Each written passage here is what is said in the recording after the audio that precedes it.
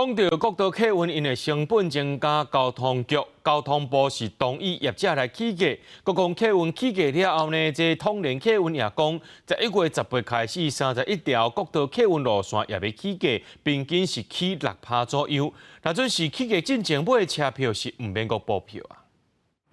交通联客运买票，民众准备坐车上班。11月中过后，这国道客运都要加出偌钱，因为通联宣布，在1月18了后，台北到嘉义国道客运票价起5到15块，台中到桃园或者是台中到高雄等地票价起30到35块，总共31条路线起价，起的幅度差不多在6%左右。这一次是第一波，大概就是针对一些中短程的路线啊，那大概做了一个平均缴幅大概在6%啦。那目前比较长途的路线，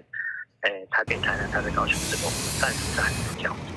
通联表示，5月就准起价，支持半年才起，是希望降价对旅客冲击。这摆起价主要是中低途、长途路线不变。国光客运也在10月初起19条路线，通联是在11月18调整，中日客运、首都客运也小可调整部分区间的介绍。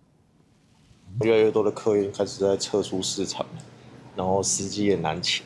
所以我觉得其实也是反映成本的。之前这样子是觉得还好，但是如果是在往上提的话，可能就要考虑一下要不要这么长回来。靠客运的学生讲，要减少坐车来影响起价，要民众认为，这些人已经愈来愈少，司机佫歹找，营运困难情形之下，也是爱互业者反映成本。交通部公路局统计数据显示，国道去年载客量只有5209万，8966人次，比新冠肺炎疫情进程衰退3成以上，收入也减少42%。也互国光客运本来伫台北转运站2楼站点调整甲租金发售楼层。记者综合报道。